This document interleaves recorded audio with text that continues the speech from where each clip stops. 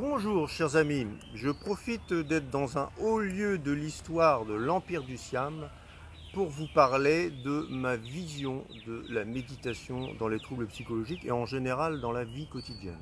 Dans les patients qui me consultent, il y en a un certain nombre qui me disent pratiquer la méditation depuis plusieurs années et je me rends compte qu'en fait, que si la méditation leur a permis peut-être de se réguler émotionnellement à certains moments, cela n'a rien réglé de leurs problèmes en général. Donc mon opinion sur la méditation est la suivante. Je pense que cela ne permet pas de résoudre les troubles psychologiques et encore moins de résoudre les traumas. Il y a beaucoup de coachs ou de professeurs de méditation qui essayent de broder un peu de la psychothérapie sur leurs séances de méditation. Mais en fait, non seulement je ne trouve pas ça productif, mais en plus je trouve cela, je vais dire, assez dangereux dans la mesure où si le patient décompense pendant une séance, se connecte à des réseaux de mémoire difficiles, eh bien, il risque de se retrouver avec la patate chaude, et ça, je l'ai déjà vu dans certains patients qui m'ont consulté. Ils se retrouvent avec des réseaux de mémoire activés et ils ne peuvent pas résoudre le problème eux-mêmes. Et en général, le coach de méditation, le professeur de méditation n'est pas qualifié pour résoudre ce type de problème.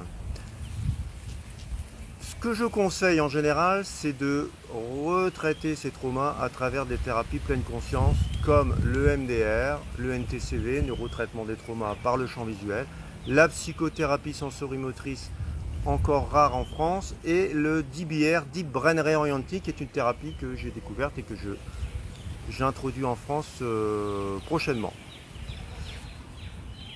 Une fois qu'on a retraité ces traumas, on va se rendre compte que la méditation n'est pas forcément indispensable, elle va être un plus, mais elle n'est pas indispensable pour la régulation émotionnelle. En général, quand on a fait une bonne thérapie pleine conscience, on va avoir une fenêtre de tolérance assez large, c'est-à-dire qu'on va pouvoir réguler ses émotions et revenir à une stabilisation émotionnelle assez facilement et le système s'autorégule tout seul. Quand on a des traumas, eh bien, on peut être hyper activé dans n'importe quelle situation. Des situations qui rappellent un trauma, des situations d'abandon, des situations de rejet. C'est donc pour ça qu'il est indispensable de retraiter ces traumas, même si on veut pratiquer la méditation. La méditation n'est pas indispensable en soi. Une fois qu'on a retraité ces traumas, on se rend compte qu'on a une régulation émotionnelle qui est très bonne et que la méditation devient tout à coup moins indispensable et je dirais même qu'elle vient rajouter une surcouche de bien-être. Je conseille donc d'abord, dans un premier temps, de retraiter ces traumas et ensuite d'apprendre une technique de méditation pleine conscience qui va venir rajouter au bien-être et à la régulation émotionnelle. Je l'ai déjà dit dans différentes vidéos, les programmes de MBSR et MBCT pour moi sont un peu illusoires parce qu'on se rend compte que les patients qui suivent ces programmes ne pratiquent pas. Faire un scan corporel de 25 minutes, 30 minutes par jour, faire de la pleine conscience, c'est bien, ça nécessite une discipline et tout le monde n'est pas en mesure de mettre en place cette discipline.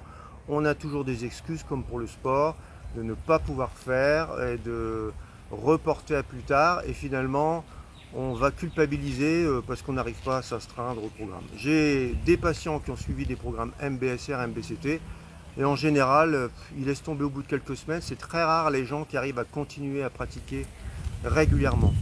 Moi, comme je l'ai déjà dit dans d'autres vidéos, je conseille plutôt de retraiter ces traumas avec une bonne thérapie pleine conscience et ensuite de faire des petites sessions de quelques minutes dans la journée de thérapie pleine conscience comme moi je l'ai appris à Chiang Mai, de se focaliser sur la respiration ou de se focaliser éventuellement sur un mantra si on aime la méditation avec mantra. Mais c'est illusoire de vouloir pratiquer une demi-heure tous les jours si on n'a pas l'habitude et puis si on est dans une vie un petit peu stressée et si on n'a pas beaucoup de temps dans sa vie.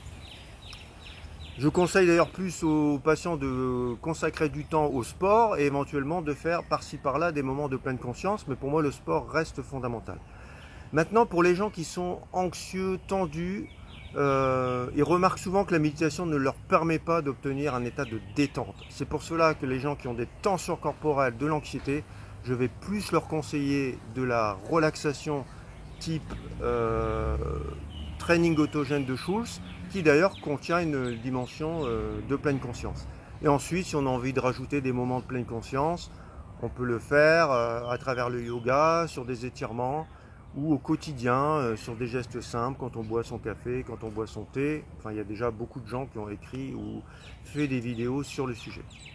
Voilà, je voulais vous donner mon sentiment sur la méditation dans les troubles psychiques et dans le bien-être, et comment vous pouvez mettre ça en place dans votre vie de façon à récolter les fruits de votre psychothérapie pleine conscience et de pouvoir même améliorer encore plus votre bien-être.